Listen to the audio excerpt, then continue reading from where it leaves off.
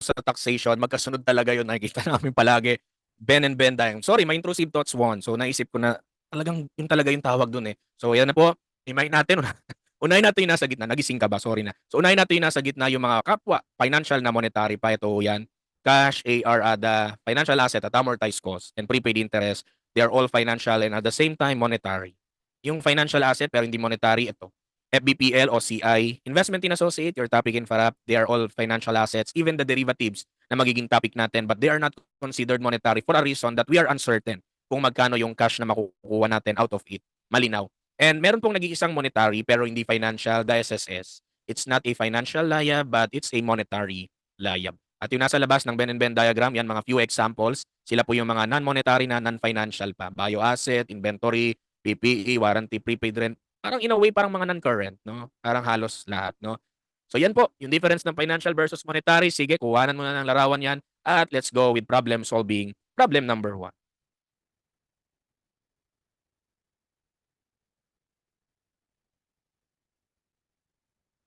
From some point, parang habang tinititigan ko yung Venn diagram, nakakatawa siya. Habang tumatagal na tinititigan. Kasi nakatitig sa'yo yung dalawang nasa screen. Diba? Okay na po, na-picture na. Let's try answering problem number 1, applying what we have all discussed. Siyempre, dahan-dahan tayo. Okay na? Tawa ka ng tawa. Part react ako. Ayan, yun. Buti may nag-art react. Pag binalik ko to, tutugtog ulit to. So, picturean nyo na. Hindi na tayo dapat bumalik dito. Tutugtog ulit yan pag bumalik eh. Okay na. Hindi na tayo babalik dito. Ayoko nang titigan. Natatawa na ako. So, reminders lang ulit ha. Pag sinabing transaction date, shipping terms ha. So, FOB shipping point, FOB destination. Parap, no? Sige, kung gusto mo pang picturean to. Pero I'm sure may notes ka nito sa parap. So, okay na to. Then we go with problem number 1. Sige po. Part react din. And then, ito na talaga. Problem number 1. Pag nagsabi sir, pabalik po. Tutugtog to. Sir, pwede po ba i-tweet yung Ben and Ben diagram? Wala namang problema. Wala namang kakwenta-kwenta yung ginawa natin eh. So, bahala kayo sa inyong mga buhay. Ang hirap mga move on. O hindi siya maka-move on agad. O game, let's go with problem number 1. Let's read the problem mga kaibigan. Let's appreciate the forex transaction. On December 1, 2009, si Petra daw po nag-order ng equipment. Diyos ko, ang dami-daming tindero ng equipment dito sa Pilipinas. Bakit sa taga-US ka pa bumili? Nagkaroon tuloy kami ng isosolve na problem. Anyway, FOB shipping point guys, take note. So FOB shipping point, your reckoning point when doing journal entry dahil shipping point upon shipment from an American company for 10,000 USD. The equipment was shipped and invoiced on December 16. Petra paid the invoice on January 15. O guys, tumawid ng next year yung bayad niya. So therefore, may gitnang period between the transaction date and settlement date. We call that the balance sheet date. Maliwanag. So ito daw yung mga rates are as follows on each date. And then requirement number 1, prepare the entries on Petra Corporation's book to record the above transaction. I think let's do the journal entries muna. Then so saka ko ituro yung shortcut. Let's go with December 1. December 1 is your ordering date. Am I right? Umorder ka pa lang. Anong sabi ko pag ordering date? Yari ka pag nag-journal entry ka kaagad dito, no entry. Ang entry starting point mo ay yung transaction date, the December 16. Kasi doon na ship. Malinaw po. So kung binigyan ka ng date ng shipment, date na na-receive, tignan mo yung shipping term, ha? So dahil transaction date December 16, let's prepare the entry, debit equipment. Siyempre, credit accounts payable. Tama, accounts payable kasi utang muna ito. Sa January 15 para babayaran. Problema sir, pwede bang debit equipment 10,000 USD, credit accounts payable 10,000 USD? Naku, sasabog na libro mo. Naka-Philippine peso ka. So you have to convert the 10,000 USD using the rate of December 16, the spot rate of that date. Sir, yan na nga ang problema ko eh. Dalawa yung rate na binigay eh. May selling, kaka-buying spot rate. Ano gagamitin ko? Ako yun nag-shake. Di yun internet connection mo. Ano pong gagamitin ko? Para ma-appreciate, panoorin ang gagawin kong kwento. Si Petra ay ito. Siya po ang ating buyer. Tama? So, made-deliver sa kanya nung kanyang US supplier yung equipment. But of course, when you pay your US supplier, you have to pay using their money. Alam nga naman Philippine peso, saan nila gagamitin yan? Pam tissue paper? Diba? Ang kailangan nila, yung pera nila. The problem is your money is Philippine peso. Saan ka pupunta? Hindi ka pupunta kay Idol Rappi para ireklamo yung US supplier. Punta ka sa bangko. Sipahin mo yung pintuan ng bangko. Tapos sabihin mo, bank, bank, bank, bank, I need your help. Ba't ka sumisigaw? I need your help. Ano yun? Bank, may supplier kasi ako abroad. 10,000 USD yung kailangan ko ibayad. Ano sabi ng bank? Anong problema mo? Philippine peso pera ko eh. Ganun ba? So, wag kang mag-alala. Wag kang mag-alala sa gagawin ko, ha? Dahil pera mo Philippine peso at kailangan mo ng dollar, sige, as me, the bank, I will sell my dollars to you. Para dollars mo ang matatanggap mo. At in exchange, akin na yung Philippine peso ko. Have you heard? Kung ano yung term na ginamit ko? The bank will sell the dollars to you. Para maging Philippine peso, kaya po ang gagamitin na rate, the selling spot rate. So, hindi mo gagamitin ang buying spot rate. Maliwanag ba? Kasi si bank yung magbebenta sa'yo ng USD. Clear? Sir, ba't ganun? Buyer tayo import Tapos bakit selling yung gagamitin kong rate? Hindi ba dapat buying? Quite confusing. Alam niyo kung bakit kinako-confuse? Let's establish the premise na kanino ba available yung mga rates na to. Ang lahat ng rates na ito malamang ay available. Siyempre hindi kay Petra, lupit naman ni Petra. Ano ka Petra? Forex dealer, 'di ba? Kanino to available? Sa POV ng bangko. Doon to available. Kaya tuloy mo ka talagang baliktad. Pero tama 'yon. The selling spot rate will be used by the bank kasi ibebenta niya ang dollars niya para kay Petra. And then in exchange, Petra will pay in Philippine pesos. So anong rate gagamitin? The 50 peso. So 10 times 50. By the way, naka-direct quotation. So times tayo. Multiply. Tama ba? Diyos ko, sige. I-calculate mo if you want 50 times 10,000, 500,000. So debit equipment 500k, debit accounts payable 500,000. Okay tayo so far. Okay pa. Now, sir, what instance do we use the buying rate later? So meron tayong problem na buying rate naman. So ngayon, ang proof lang natin dito, pag ikaw ang buyer, you have accounts payable or any type of payable, selling spot rate ang gagamitin ninyo. As we have demonstrated dun sa diagram sa taas. Ha? Now, by December 31, dahil po kasi tatawid next year. Tatawid next year yung bayad. So we have to update first. Okay, we have to update first ano yung rate by December 31 and you will be using the same rate, the spot rate ng December 31 or the closing rate based on the diagram kanina, ha, 'di ba? Pagdating ng balance sheet date, closing rate. Depende pa, 'di ba? Unahin natin siguro sa journal entry mo yung accounts payable. Can we talk about the accounts payable? Is that a monetary liab? Yes, tama ba? And based on your diagram earlier, pag monetary liab, anong rate ang gagamitin? The closing rate. Tama ba? At saan ang presentation pag monetary asset or liab according to your diagram earlier? P&L. Tama ba? P&L. So anong magiging journal entry mo? Oh, I need your help. Batch 48. Ang utang mo, 50 nung December 16. Pagsapit ng December 31, naging 51. Kung matino ang pag-iisip mo, anong mararamdaman mo na ang utang mo mula 50 naging 51? Masaya ka ba, malungkot? Sige nga, kung matino pag-iisip, syempre malay mo iba ka mag-isip, mas masaya kapag mataas, 'di ba? Pero utang ito Hindi kita minumura, utang ito. 'Di ba? Tumaas ang utang mo from 50 naging 51. Ano mararamdaman mo? Sobrang lungkot kasi tumaas. Sana binayaran ko na pala noong December 16 pa. Tumaas pa ang value ngayon. So dagdagan mo ang accounts payable mo ng 50 versus 51, 1 peso. So 1 times 10, that's 10,000 credit accounts payable. Anong debit? Anong debit natin? Debit forex loss. At dahil ito po ay monetary liab, P&L 10K. Nasundan? Nasundan ba? Kung ayaw nyo tinatanong ko feelings nyo, wala namang problema. Pwede mo namang gawin sa ganitong paraan. Ang accounts payable mo at December 31 must be at 51. So far, its balance is at 50. How can you make it 51 from 50? Didagdagan mo yung payable ng additional 1 times 10,000 para makredit ang accounts payable ng 10K, maging 510 na siya. Nakukuha? And of course, Forex loss P&L. Nakukuha po. Bago tayo magpunta sa equipment naman. Now, yung equipment, ano nga sabi natin sa equipment? Non-monetary asset, right? At anong sabi natin? Pag cost model, historical rate. Ibig sabihin ng rate na gagamitin mo by December 31, yung 50 rin ng December 16. So nonsense, hindi na kailangan i-update. Pero pag revaluation model ng equipment, tama ba? At per value siya. So i-multiply, i-update mo at 51, then sa OCI ang punta. Yaman na ang revaluation surplus, the valuation account of equipment under revaluation model ay nasa OCI. Maliwanag po. So yun muna ang sinet ko. Clear tayo doon. Now, ang tanong, ano yung model ni equipment? Was it mentioned? Nakikita ka ba? Wala. So pag wala ka nakita, ang silent mo, the default. So pagka silent, cost model. Maliwanag. Ganon din sa inventory. Pagka walang sinabi kung ano nanalo, you assume the cost. Clear? Yeah, that's the safest and the default. So nakukuha po? Nakukuha ba? Dahil hindi sinabi, we assume the silent, the default cost model. So therefore, dahil cost model ang i-assume natin, hindi mo na kailangan i-update. Clear? So yung at per value ang ina-update. Maliwanag po? O next, January 15. Oras na ng bayaran, January 15. Bago ka raw magbayad, sabi ng standard, by the way, ito yung balance sheet date, i-update mo muna yung value ng payable by settlement date. Again, payable na lang ang i-update natin as we have proven na yung equipment hindi daw i-update. Cost model. Ano ang rate ng January 15? 50.5. O, batch 48. Ito naman tayo. Kung matino ang pag-iisip nyo, ang utang mo from previous na 51, bumaba to 50.5. Ano mararamdaman mo? Masaya, malungkot. Checking lang tayo, may mga nasagot na rito pala. 'Di ba, masaya o malungkot? O yan, may nakatao, oo. 'Di ba? Nakatao, 'di ba? So masaya, tama ba? Kasi yung accounts payable mo somehow nabawasan. So magkano ang ibabawas mo? 0.5 per dollar. Tama? So i-debit mo accounts payable, 0.5 times $10,000. So magkano 'yon?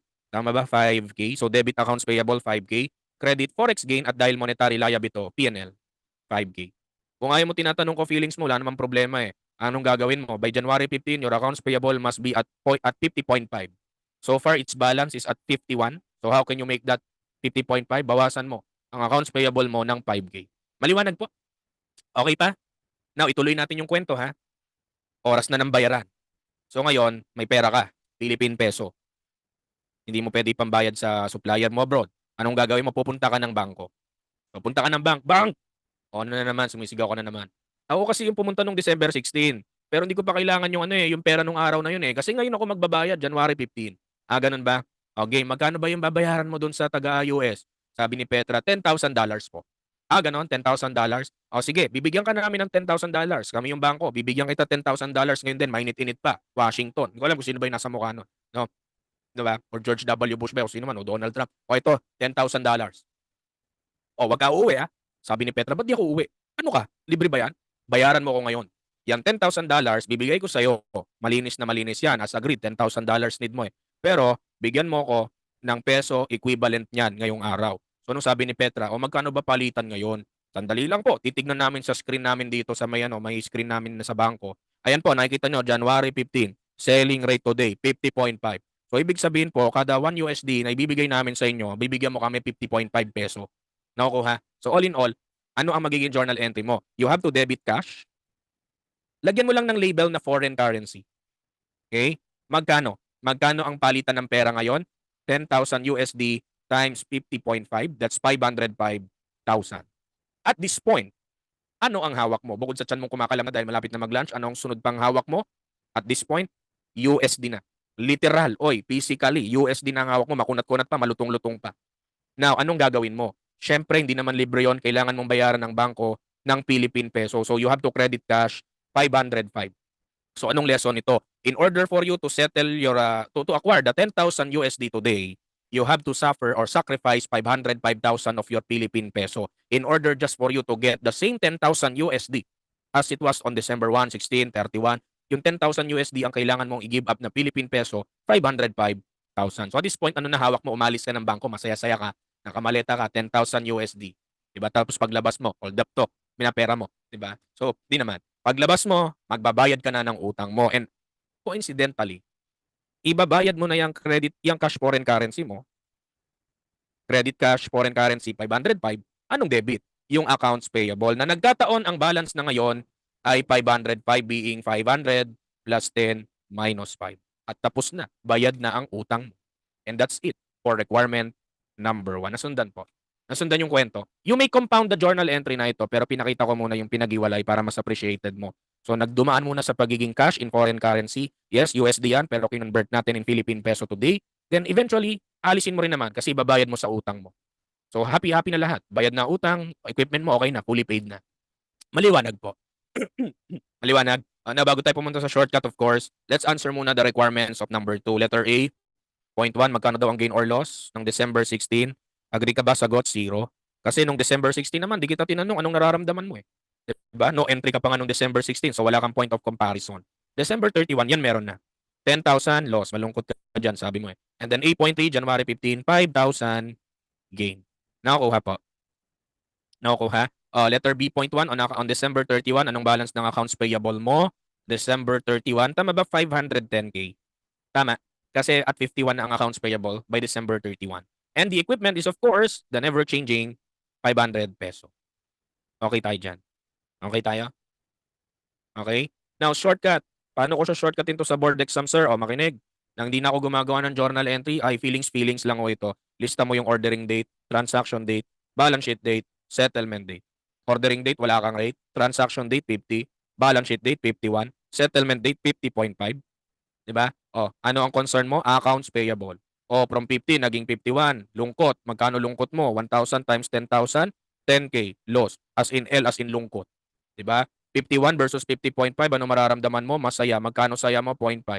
Which is 5,000 G. G as in galak. O, di ba?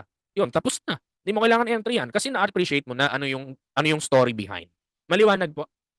Maliwanag ba? Now, reminders lang po. Makinig muna bago picture. Number 1, be mindful mga kaibigan pag tinanong ka ng gain or loss kung anong year. Malinaw? Kasi kung tatanungin ka gain or loss ng 20x9, that's the 10K. Pero kung next year ang tanong sa'yo, the 5K. Maliwanag po. Maliwanag ba? Liwanag ba? Now, ang tanong, last na, in order for you, ikaw sumagot na to in order for you to ultimately settle your accounts payable, how much Philippine peso did you give up? Ulit. In order to pay your accounts payable, how much Philippine peso? Kaya ko to. How much Philippine peso did you ultimately give up? Anong sagot? Tama ba? 505,000. Because yan yung pinapalitan mo ng $10,000 sa bank. So yun yung ginibap mo para mabayaran yung equipment na binili mo. Tama? Now, ang tanong, nasan yung forex risk dito, sir? Alam mo kung nasan? Eto, bibilugang ko. Sayang, sana, noon pa, kita, binayaran. Sana, noon pa lang, na ang palitan ay mababa pa. Di ba parang kanta nila ni Miss Alucha? Kasi imagine niyo guys, para mabayaran mo yung equipment na ang halaga 500, magkano binayad mo? 505. Sayang, di ba? Sana nung December 16, nirekta mo ng bayad agad kasi kung binayaran mo na yan ng December 16, 500,000 lang ilalabas mo. Eh nung pinalipas mo pa ilang buwan, di ba? Para mabayaran ng January 15, magkano nilabas mo? 505. Nakita mo na? Sayang, di ba? Sana binayaran mo noon pa, nung mababa pa ang palitan. But the problem is you're not Rudy Baldwin, you don't have time machine, you cannot predict when is the perfect time to pay your accounts payable. That's the classic forex risk. The forex rate did not work for you. Nakukuha? So in conclusion, the higher the spot rate, the selling, no, the higher the selling spot rate, the more na unfavorable siya sa iyo pag ikaw ay isang nangungutang. Makikita nyo naman, no? And the lower the spot rate na selling, the better. Kasi lumiliit yung utang mo. Nakukuha po? Nakuha yung kabuuan? Oh, that's the import transaction in Forex. That's it for problem number 1. I hope nakuha po siya at na-appreciate. Pwede mo nang picturean. And pa-heart react po kung okay na. And doon sa nagtanong, kailan naman buying? Let's see, baka yung problem number 2, matulungan na tayo para malaman kung magagamit ba natin ang buying rate.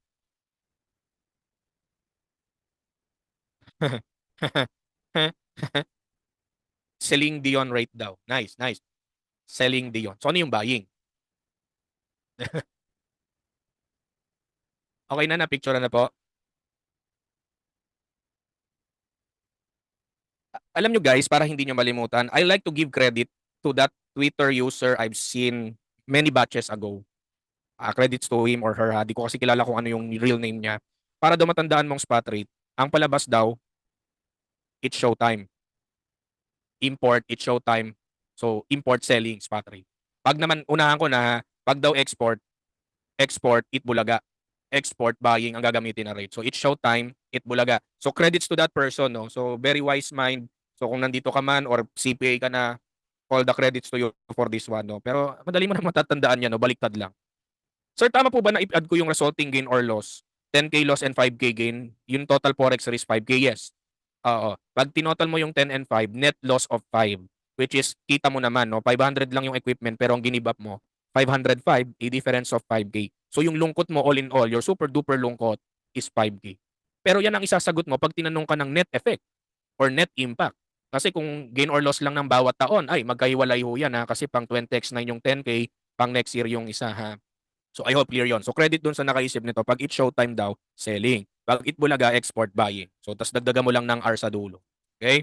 Okay na tayo? Problem 1? O try naman natin problem number 2. Problem number 2. Conrada Exports Corporation. So napakaraming customer ng Pilipinas. Bakit? Kasi sa taga-Canada mo pa binenta dahil sana wala kami sinosolve ngayon. Anyway, Conrada Export Corporation sold merchandise to a Canadian corporation for 10,000 Canadian dollars. As I have mentioned guys, you don't need to know the currency of each country. Babanggitin yan. Pertinent information are as follows: buying and selling spot rate. Prepare all the entries. So November 16, when you receive the order daw, so ordering date, date of shipment, so transaction date, balance sheet date, and settlement date, tumawid na naman next year. So let's prepare muna the journal entries on requirement number 1 para masundan. Let's start with November 16. Ano nangyari dito? That's the ordering date. Alam mo na to dapat, no entry. Yari ka pag nag-entry ka rito, magkakaroon ka bigla ng imaginary gain or loss na ikaw lang ang meron. Kasi kailan ka magsisimula December 16.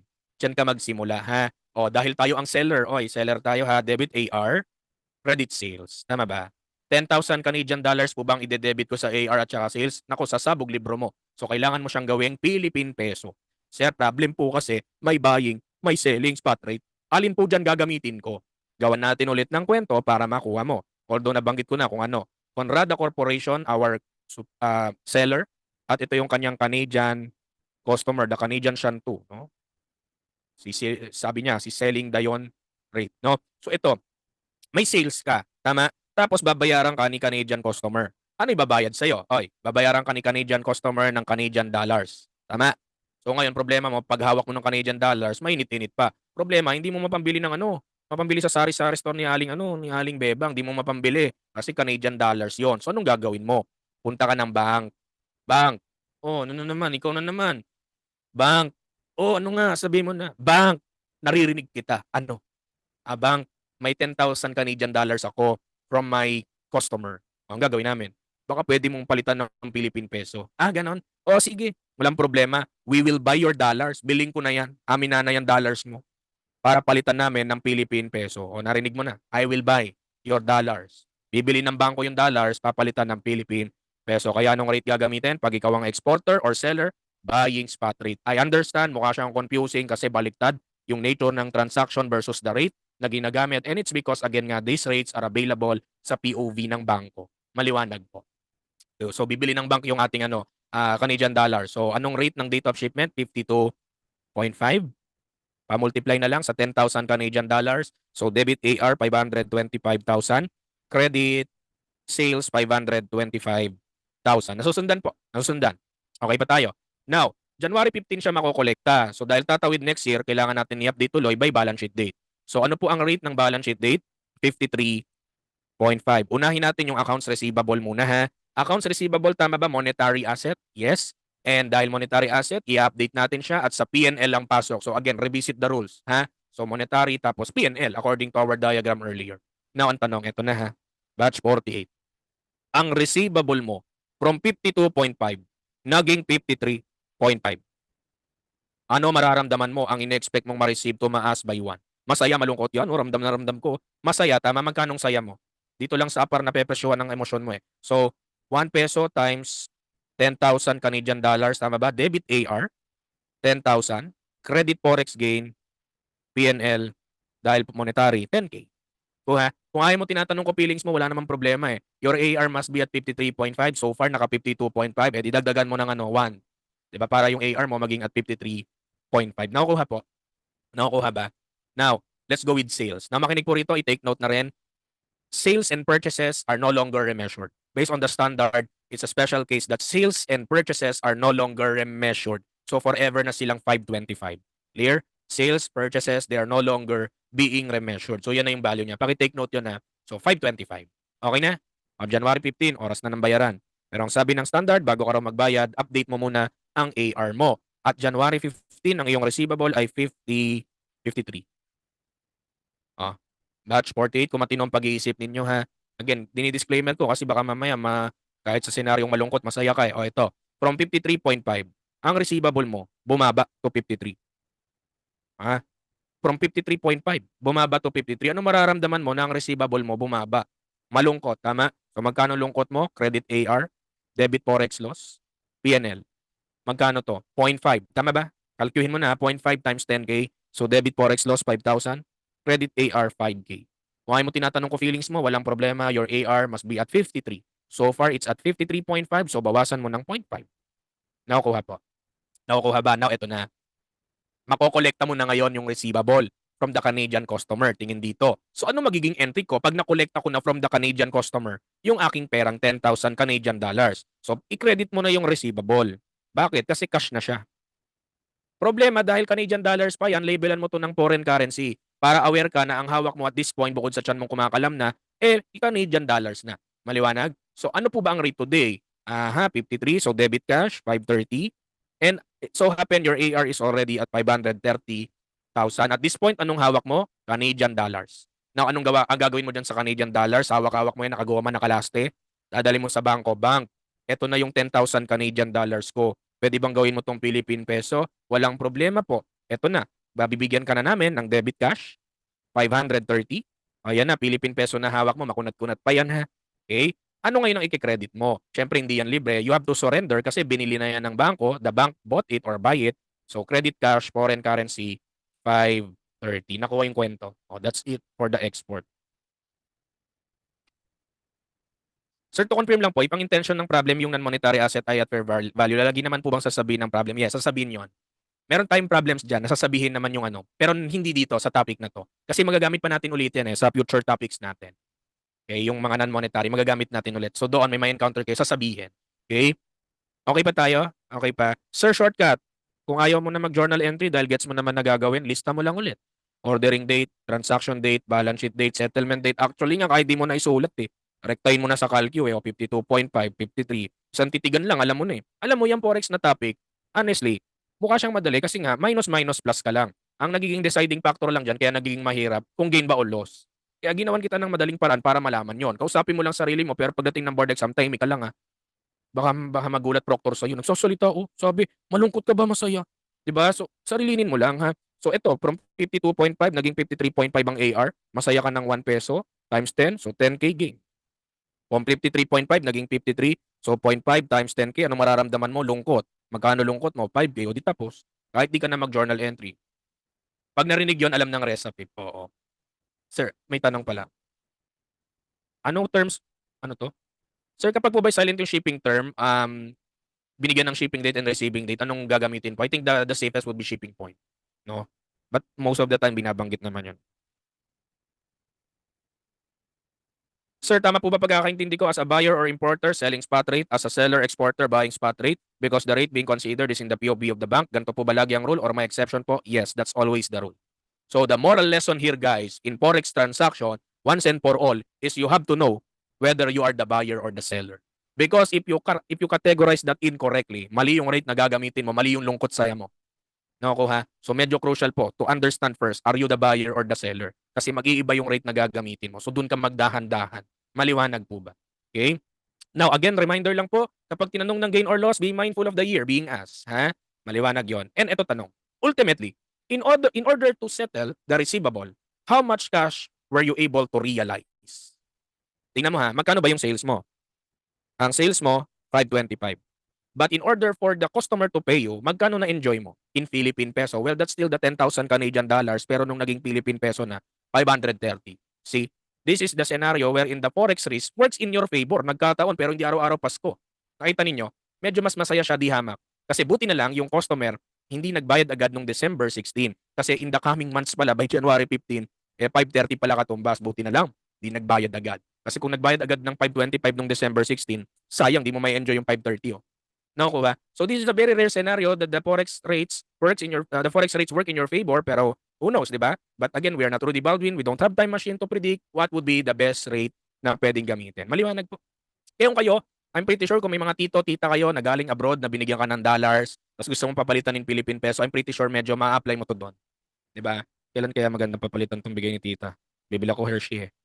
Kailan kaya? Ngayon ba? Bukas magpakailanman, 'di ba? Kamukha nung barkada ko. May APAM, binigyan ng 1,000 USD. APAM hindi APARA, APAM. Binigyan ng APAM ng 1,000. Sabi niya, kailan daw niya magandang papalitan in Philippine peso. Sabi niya sa akin, kasi accountant daw ako, so baka daw alam ko. Yung sabi ko, I'm not Rudy Baldwin. I cannot predict the rates from today versus tomorrow and the other day. Alam mo, pinakamagandang gawin dyan, ako na lang magpalit. Mabait naman ako eh. 1:1 tayo. Yung 1,000 USD mo, gawin ko 1,000 pesos. Sige, kahit okay na. Oh, mabait naman ako kaibigan, sabi ko. Hindi pumayag. Matalino. Alam niya ang palitan ng dollar to peso. So at this point, di pa niya ata napapapalitan. No? So, yun lang naman ha. Okay na po, na-picturean na. Pwede mo nang picturean. That's problem number 2. And as you see, we're able to enjoy extra 5K because of the collection that happened at a later date na kung saan mas maganda yung rate. So in conclusion, the higher the buying spot rate, the better for a seller. Whereas the lower the buying spot rate, the worse para sa isang seller. Maliwanag, nakita mo naman. Tanungin mo lang feelings mo, wala nang problema yan. Alam mo na yan. So finish na ang forex para sa'yo. Ganun lang kasimple. Okay na? Tapusin na natin. Let's wrap up the remaining problems ng forex transaction. Let's try problem number 3. Okay na po, napicturean na. Let's try problem number 3. So shortcut na gagamitin natin sa mga susunod na problems kasi naman Alam mo na yung journal entry. O, to DD Incorporated, the Philippine company. Pagka medyo nako-confuse ka sa mga dates, sundan mo lang yan kasi magkasunod naman lagi yan, transaction date, balance sheet date, settlement date. So bought machine parts from a foreign country on March 1 for 30,000 FCU. Sir, bakit FCU po yung ginamit? Siguro ayaw niyang ma-judge na na may pinapaboran na rate. Kasi pag USD ginamit niya rito, baka magtampo ang Japan. Pag yan ang ginamit niya, magtatampo ang Indonesia. Pag Indonesia, ang ginamit niya, magtatampo Hong Kong. Di nagtampo lahat. Nakukuha? So anong point ko? Pag nakita niyo FCU, huwag kayong magpanic. That's a money or currency other than our money or other than our currency, ha? Medyo generic lang yung term na ginamit, ha? Maliwanag. When the spot rate was 0.4895. So March 1, 20x4 is your transaction date. The rate is 0.4895. March 31 ang balance sheet date, 0.485. O galing sa problem to, ha? Sundin mo lang. Huwag ka na mag-isip ng ano pa man. Tiwala sa isa't isang kailangan, 0.4845. At nung binayaran niya na, ang rate na daw nung settlement date ay 0.495. O una sa lahat, bago ang lahat, kailangan mo malaman, are we the buyer or the seller? I know, may spoiler na title. Pero can you understand ano tayo rito? We are the buyer. Tama ba? Tama. At anong account na concern mo? The accounts payable. O ito lang. Medyo kailangan mo lang mag-isip ng konti. Kung tumaas ba o bumaba, ang daming decimal eh. Di ba nakakalito? O ito. From 0.4895 naging 0.4845. Tama ba bumaba? Bumaba by 0.0050. O, times 300, times 30K foreign currency, magkano to? 150. Ano mararamdaman mo? Ang accounts payable, oy, bumaba ah. From 0.4895 naging 0.4845. Ano mararamdaman? Masaya, as in gain or galak. So, 150 gain. Kuha po. O, ito naman, from 0.4845 naging 0.4945. Mag-isip konti. Tumaas by how much? 0.0100. Tama ba? Times 30 FCU. O, ano naman ang meron dito? 300. O, ano mararamdaman mo? Batch 48, ang utang mo tumaas. Malungkot. So, 300. Loss, sagot, delta. Wala na. Kahit anong problem ibigay sa'yo dito, wala nang problema. Usapang feelings lang. So, problem number 3, delta. That's it for problem 3. Sir, pa-screenshot ko. Last slide. Sige, saglit lang. Balik ko sa problem 2. O, yan yung problem 2. And then, let's go with problem 3.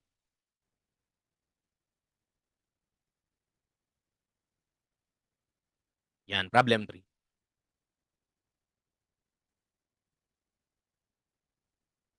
Okay na po? Problem number 3. So, ang goal natin next meeting, dapat FR 13 din matapos na natin, no? Para di tayo mabayain din sa schedule. Pero kaya naman yon. Kapraso na lang to eh. Okay na? Problem number 4 naman tayo. Huwag nyo basahin yung huwag nyo basahin yung header sa taas para di kayo ma-spoil na kung ano yung transaction. Para aware ka pa rin ano yung nature, kung export ba or import. O, di ba? Problem 4. Ano yung pangalan ng corporation? Wala ako dyan na Keneta Corporation had the following foreign currency transaction. O, let's read po ha. First bullet, the merchandise was purchased from a foreign supplier on January 20 for the Philippine peso equivalent of 90. Then the invoice was paid on March 20. Ang bait ng problem, alam niya medyo kakapusin tayo sa oras, kinonvert niya na para sa atin. Ginawa niya ng Philippine peso. And on March 20 daw, yung Philippine peso equivalent, tong binayaran niya na 96. So first thing, sa first bullet, from 90K, naging 96 ang utang mo. Anong mararamdaman mo? Masaya, malungkot. Tama ba? Malungkot ka by 6,000? So far for the first bullet, 6K loss. But anyway, my second bullet pa ha. O, ito on July 1, Keneta borrowed from a foreign corporation. O, kung umutang si Keneta, meron siyang payable. Tama ba? Pwedeng loans, payable, notes payable. But anyway guys, dahil payable, syempre yung analysis mo, same sa accounts payable. Masaya ka pag mababa, malungkot pag malaki. Maliwanag. So umutang siya ng magkano? 500,000 daw in Philippine peso. Payable in the currency of our lender. Payable next year, July 1, 2025. On December 31, kinonvert na para sa atin, no? December 31 daw, ang peso equivalent ng principal tsaka interest, 520 and 26 based on the interest rate of 10%. So let's check muna. Ano po ang carrying value ng layab had there been no forex differences? Kasi yung 520 at 26, malamang na-incorporate na dyan yung forex differences ng December 31 eh. So can you help me? Magkano ang carrying value ng ating payable? Kung hindi sana nagkaroon ng forex differences, tama ba ito yung principal? And then yung interest natin, can you help me? 500K times anong ang stated rate? 10%, tama? Per annum yan. July 1 naman binili. In-avail yung loan, tama ba? So may times 6 over 12 pa. Tama ba ako? So magkano to? Tama ba? 25,000. So all in all, the value is 525. Am I right? versus ano yung value niya nung December 31? Yung principal daw ay 520. Tama? And then yung interest ay 26.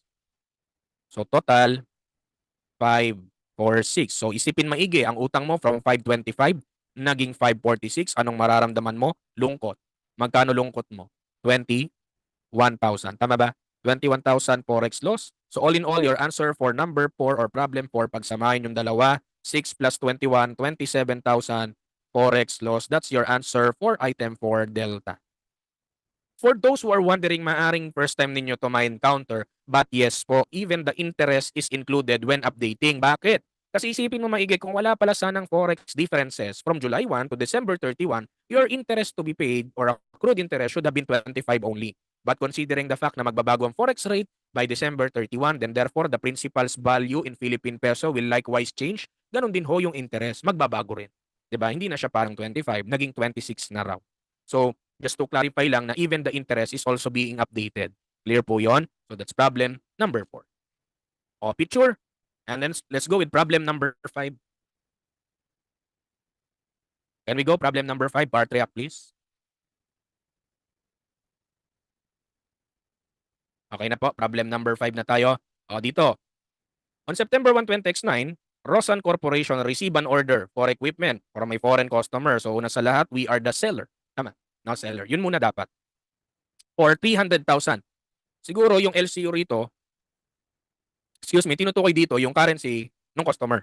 'Di ba? Kung ano man 'yon, hindi na lang binigyan ng ano ng specific na rate kasi nga baka magkatampuan pa, 'di ba? Mabuwag ang United Nations. So baka tayo pa maging dahilan, LC na lang. Okay? When the Philippine peso equivalent daw was 96. Oy, nung inabil daw at in-order 96K. Alam mo na magiging mali mo, baka diyan ka magsimula sa 96. Mali 'yan. Bakit? That's the ordering date. Ignored. Ha? Ignore mo ang ordering date. Oy, maliwanag? Kailan ka magsisimula? Sa shipping term. So Rosan ship the equipment on October 15 and build the customer for 300 LCU, ambay talaga ng problem. Alam niyang konting minuto na lang natitira, binigay niya na ang peso equivalent 100,000. So October 15, your transaction date 100K in Philippine peso. Ito nangyari guys.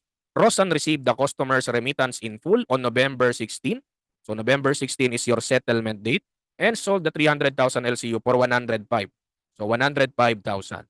Oh, ano tayo dito? Seller. So receivable. Ano mararamdaman mo? Ang receivable from 100 naging 105. Masaya, malungkot? Masaya. Magkano saya mo? 5K gain. Kaya yan ang sagot sa problem 5. Charlie. Sir, question, bakit hindi tayo umabot ng yung December 31 na balance sheet date? Una sa lahat, ano pang i-update mo by balance sheet date? November 16 pa lang bayad na eh. Di wala na. Nakakuha po. At ano pang sabi ko kanina, guys? Hindi mo kinakailangan mag-update by balance sheet date kung hindi naman tatawid next year yung settlement. Naalala pa ba yung binanggit ko kanina? O kamukha nito, November 16 lang bayad na. So wala ka nang i-update by balance sheet date. Therefore, in conclusion, na-update pala ang value ng Forex.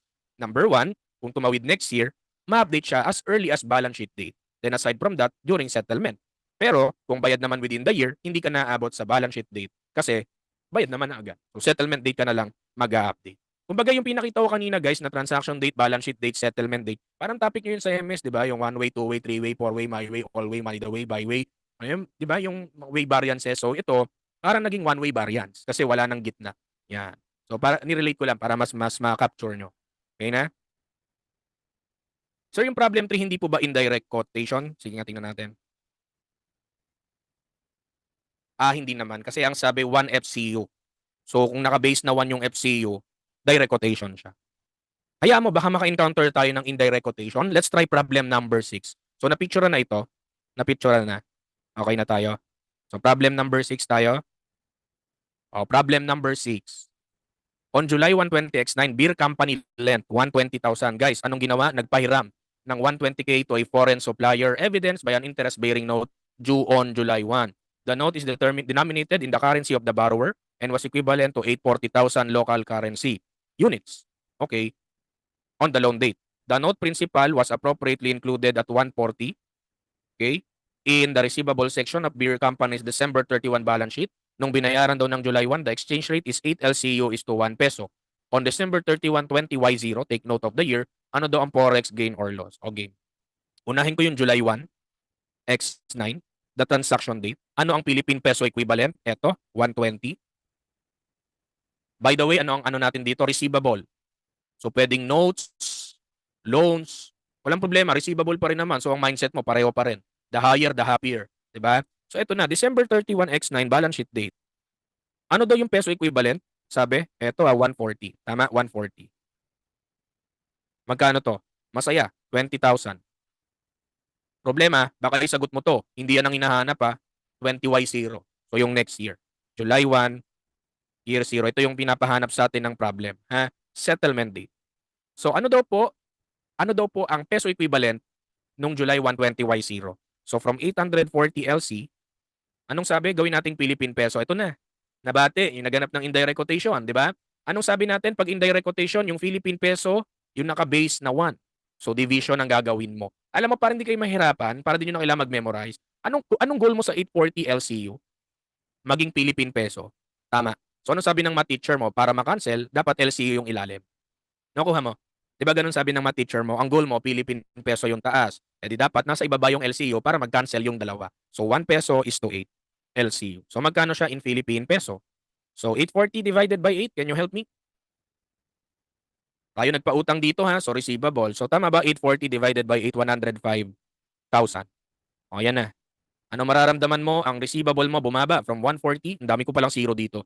So, 140, 140, naging 105. Tama ba? Malungkot, 35,000 forex loss. Kaya sagot sa problem number 6, delta. And that's it for problem number 6.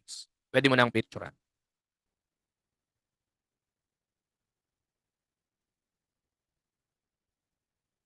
And pahartiya kung okay na. O, last problem, problem number 7. Let's conclude this one. Sir, pwede po pa SS problem number 5. Okay. Yan. So, wala pa tayo sa hedging ah. Wala pa yung may hedging. Okay na po. Problem number 6, ito. Then last problem, problem number 7.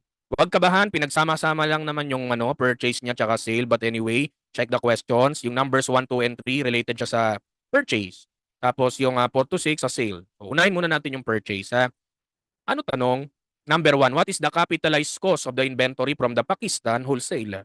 Grape, Pakistan. So wholesaler, no? Rupee. Rupee pala, hindi pala, anong grape? Sinasabi ko. Now, 100,000 rupees daw ang binili natin. Ano po ang direct rate ng July 1? 0.82. So anong sagot mo sa number 1? O ano ang value ng iyong purchase? So the 100,000 rupees, sulat ko na ha, times 0.82. So magkano ito in Philippine peso? Sagot, 82,000 Charlie. So 82,000 Charlie. Nasundan? Okay pa ha? Now, number 2. Ito, I need your help. What is the forex gain or loss on July 10? Anyari ba July 10? Binayaran natin yung 40% ng payable natin. So payable tayo rito ha. Ano ang rate ng araw na yon? 0.83. Can you help me? Mula 0.82 naging 0.83. So tumaas, tama. I-times mo na agad sa 100k rupees. So nilatag ko pahiga para maiba naman ang solution. Tama ba? 1,000 yan. 1,000. Tama? However, ito pakinggan maigi ha. Ilan lang ba yung sinettle natin? 40%. So ibig sabihin yung 40% lang muna. Nakukuha? 40% lang muna. Sir, bakit? Anong gagawin ko dun sa other 60? Hintayin mong dumating yung panahon na tumawid ng balance sheet date, doon mo sila i-update. Or kung hindi man tatawid ng balance sheet date, by the time that they are to be settled at the same time. Hindi po ganun ang rule na 40% lang ang binayaran, lahat i-update mo. No. The only portion settled because the standard is very clear. I-update mo upon settlement. Diba? Strictly speaking, upon settlement daw i-update. E ang tanong, sa July 10, ilan ba ang sinettle? 40 lang. Yung 60 ba na-settle na? Hindi pa po. Di antayin mo ang balance sheet date. Kasi by balance sheet date, may chance silang map-update. Or kung hindi man kinakailangan pang ng balance sheet date kasi within the same year, babayaran din naman, di antay mo yung time na masesettle sila. Nakukuha po yun. So yung 40% lang po ang isi-settle natin. So sila lang po yung i-update natin yung 40%. Clear po yun na. So 400, lungkot, tumase. So sagot, delta, number 2. Okay pa? Number 3, ito. Anyari? Ano naman daw ang forex gain or loss ng July 31 from the Pakistan wholesaler? Ano ba nangyari July 31? Ayun, binayaran din yung natitirang 60%. Ang rate, 0.78. Well, alam ko na gagawin dyan, sir. 0.78 minus, bablangkuin ko to, times 100K rupees times 60%.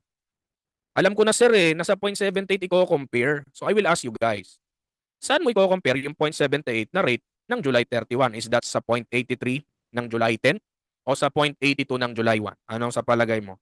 0.82 daw. Alam nyo kung bakit? Kasi yung 60% naman, hindi naman sila dumating sa punto na naging 0.83 sila. Tama ba? Ano pa rin sila so far dahil hindi mo sila in-update nung number 2, 0.82 pa rin. So doon ka magsisimula magbilang versus 0.78. Yan yung sinasabi ko. Dahil doon pa lang na-settle yung 60%, doon mo pa lang sila gagalawin. Maliwanag. Or kung next year pa babayaran yung 60%. Okay. Kung next year pa babayaran yung 60%, antayin mo ang December 31, doon mo i-update yung 60%. Maliwanag po. Maliwanag ba? O dahil na-settle naman, yun nga lang, hindi ka 0.83 magko-compare ha, 0.82 kasi hindi sila dumating o umabot sa pagiging 0.83 nung number 2. O ano to? Bumaba? Tama ba, gain? Kasi bumaba from 0.82 naging 0.78. So bumaba ang utang mo, magkanong saya mo dyan? Tama ba? Times 100K times 60%, 2.4 gain. Oh, that's number 3 delta. 2.4 gain. Oh, pwede mo nang picturean. That's problem number 7, items 1 to 3. Kasi tatawid ako for the next slide para sa numbers 4 to 6. Para naman dun sa customer nating Syrian wholesaler. So I hope after the session, okay ka na sa forex transaction. Kahit anong problem ibigay sa'yo, no problem. Feelings na lang, di ba? Tanungin mo lang ang nararamdaman mo, okay na yan. And again, be mindful ho, please, sa presentation ng rates and at the same time, kung buyer ka ba o seller. Doon naman iikot yan eh. Kung buyer o seller ka. Mamaya kala mo seller ka, buyer pala. Lungkot-lungkutan ka, dapat pala masaya ka. Alam mo yun? So yun lang yung ingatan ninyo ha. But other than that, wala na. Madali na sa'yo ito ha. Item 4 to 6 na tayo. Okay? Item 4 to 6. Sir, pwede po PSS ng problem 6. O sige, mamaya. Tapusin na muna natin tong problem 7, items 4 to 6. Ganun ulit. So tayo naman ang seller. Nagbenta tayo ng 50,000 pounds sa isang Syrian wholesaler. Ano ang palitan natin? 0.95. So yan po ang sagot mo sa number 4, the value of sales. Siyempre, never changing na yan. 47,500. Number 4, delta. Okay pa? Okay pa tayo? Okay. And then number 5, anyari? Magkano daw forex gain or loss ng July 20? Ano bang naganap ng July 20? We're able to collect 20% of the payment. So ibig sabihin, i-update natin siya papuntang 0.90 mula 0.95 times 50,000 pounds. Pero this time po guys, dahil 20% lang yung nasettle, 20% lang po ang deserving ng update. Yung other 80%, hintayin mo yung moment nila na sila ang masesettle. So magkano ito? Tama ba ano? 0.05 times 50K times 20%, 500. At dahil bumaba, tama bumaba no? From 0.95 naging 0.90 ang receivable mo. Di ba malulungkot ka? Kasi bumaba nga naman from 0.95 naging 0.90. So malungkot, 500. So number 5, bravo. Wala na. And then number 6, ano naman ang nangyari? July 30 gain or loss? Na-collect mo na raw yung remaining amount. So from 0.91 na siya. Ngayon, 0.91 na minus, balangkuhan ko to, times 50K, times 80%. Sir, alam ko naman yan sa 0.91 i-compare. Di ko lang sure kung saan na rate i-compare. Saan? Correct, sa 0.95. Bakit hindi po sa 0.90? Kasi hindi pa naman sila dumating sa pagiging 0.90 Di ba yung 20% lang yung in-update mo? So naka 0.95 pa rin sila. Clear? So ito na. Well, bumaba pa rin. Na kung titignan, no, mababa pa rin kasi from 0.95 naging 0.91 times 50K times 80%, tama ba? 1.6. At dahil bumaba, loss. So number 6 is alpha. Number 5 by the way is bravo. Ha? So number 6, alpha. 1.6 loss. And that's it for problem number 7. And ladies and gentlemen, actually that's it for forex transactions without hedging. Okay ka na doon. So sa ating pagbabalik next week, nako guys makikiusap ako sa inyo baka next week mukhang medyo mahaba-habang labanan ang gagawin natin kasi ang target po natin next week ay matapos ng APAR 12 and also at the same time the AFAR 13 para di tayo mabihind sa scheduling. So we have to stretch a bit next week. So pagbibigyan muna kita ngayon, konting OT lang for today. Pero by next week, we have to settle the entire AFAR 12 plus the AFAR 13. Then week 14 natin, AFAR 14 and 15, tsaka 16, week 15, 17 and 18, and AFAR 19 to 22 on the week 16. Yun lang. So sana marami kayong natutunan. Balik ko lang yung problem number 6 dun sa nag-request. Yan, yung problem number 6. 5 hours nga kami nag-tax last Saturday. Aba, ganun pala. So dapat pala, di ba? Di bale, next week po tayo babawi ha. So we have to finish AFAR 12 and 13 talaga. Otherwise, pag may hindi tayo natapos doon, ako mabibehind tayo ang may backlog. Imagine mo yun. And first time yung mangyari, di ba? So, kaya natin. Kaya natin yung matapos based on projection. Anyway. Okay, so yun lang naman po. So, in the meantime, that ends of our 12 part 1 Forex transaction without hedging. So, you can now freely practice. How many problems you want. Wala nang problema dyan. Mabilis na yan. Kainin mo ng buo. At suntukin mo ng buhay-buhay at buong buo ang mga Forex transaction problem. So, sa hedging yan, may mas mabilis pa tayong shortcut dyan. Pero saka na yun, saka mo na isipin next week. So, yun lang. Happy lunch po sa inyong lahat. Magkita-kita tayo muli and enjoy the rest of the week. Happy week 12 sa inyong lahat. Bye guys! Tapos hindi pala naka-record, no?